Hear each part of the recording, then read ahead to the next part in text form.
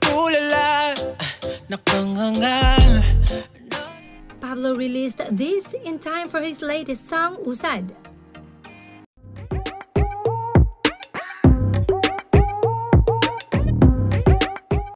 Di na malaman aking gagawin.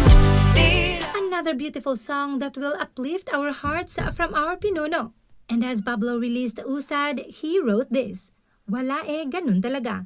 Minsan ginagawa mo naman lahat pero parang walang nangyayari. Araw-araw kang lumalaban, napapagod, pero pakiramdam mo wala ka pa ring nararating.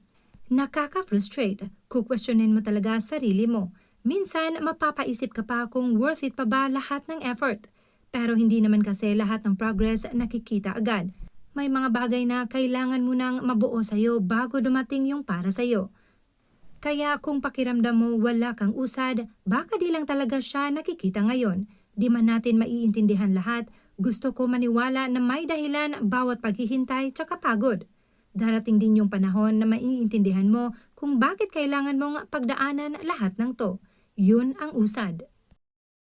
Sa supan, luping barako na may nag-istulan ng palamigan.